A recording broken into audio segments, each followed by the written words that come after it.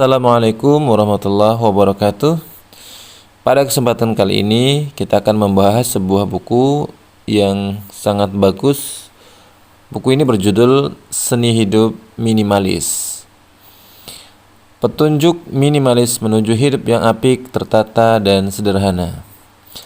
Buku Seni Hidup Minimalis menjelaskan tentang kehidupan ala minimalis. Minimalis bukan berarti kekurangan, tapi memiliki barang sesuai dengan kebutuhan. Di dalam buku ini, Anda akan mendapatkan petunjuk bagaimana mengurangi jumlah barang yang harus Anda kelola sehingga menciptakan rumah yang selalu rapi. Siapa penulis dari buku ini? Sang penulis, Francine J, dikenal sebagai Miss Minimalis. Ia menulis tentang hidup ala minimalis.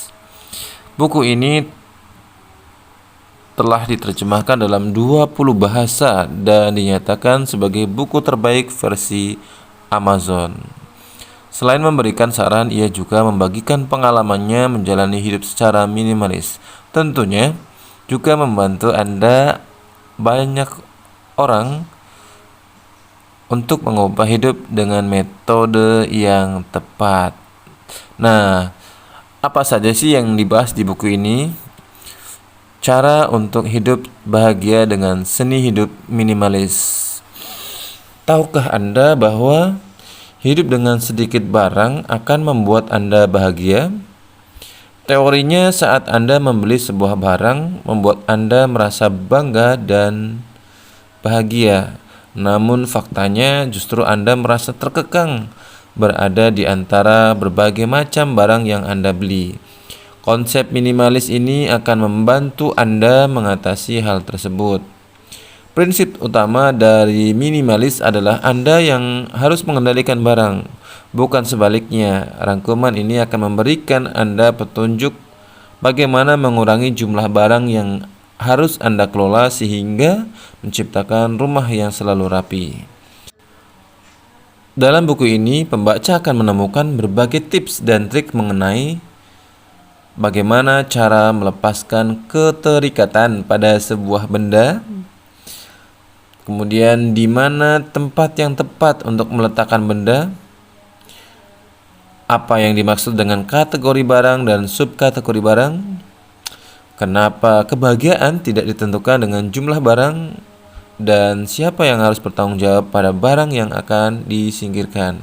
Yang pertama, cobalah melihat barang dari sisi kegunaannya, bukan jumlah.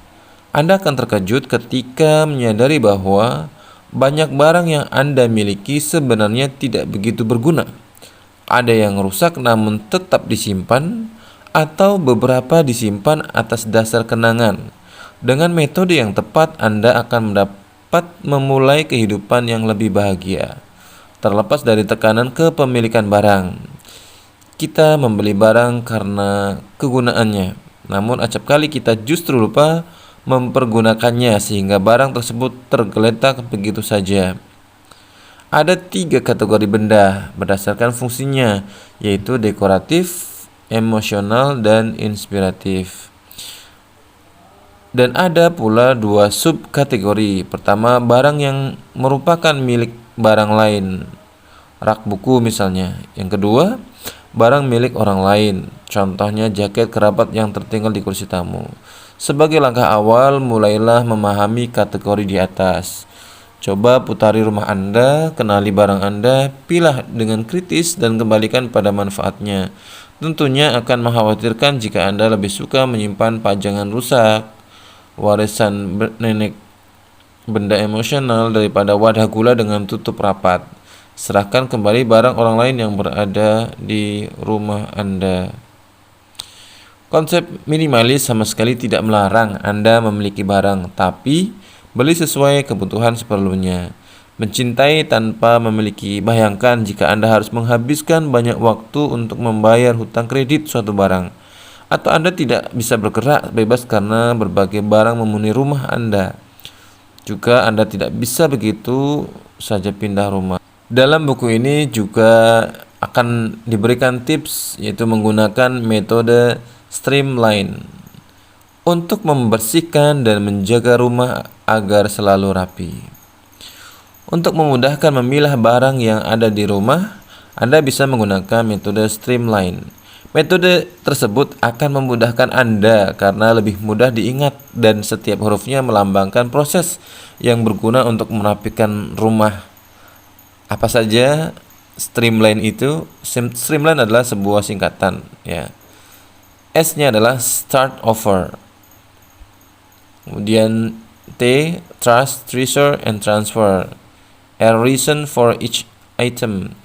A, everything in its place. All surface clear. Modules, limit. If one come in, one come go. Code. If one comes in, one goes out. Narrow down, everyday maintenance. Mulai dari satu bagian rumah terlebih dahulu. Pisahkan barang menjadi 3 kategori, yaitu buang, simpan, dan berikan. Pertimbangkan juga untuk menyiapkan dus bagi barang yang dipertimbangkan. Pertimbangkan juga untuk menyiapkan dus bagi barang yang dipertimbangkan, tapi jangan sampai barang-barang tersebut memegang kendali. Ingatlah bahwa barang-barang yang dibiarkan tetap berada di sekitar Anda akan mencerminkan diri Anda. Selama proses memilah, berlakulah tegas. Pertimbangkan ulang kenapa benda tersebut harus disimpan dan dipertimbangkan ulang. Waspada pada benda yang mirip, umumnya terjadi karena Anda membeli barang baru namun masih menyimpan yang lama. Simpan sesuai kebutuhan. Jika butuh segenggam karet, gelang kenapa harus menyimpan satu tas? Salah satu dari inti hidup minimalis adalah membatasi jumlah barang yang dimiliki. Caranya adalah menentukan batasan. Misalnya, hanya memiliki 5 tas, maka setiap membeli atau menerima baru melakukan seleksi. Pastikan jumlahnya tetap 5.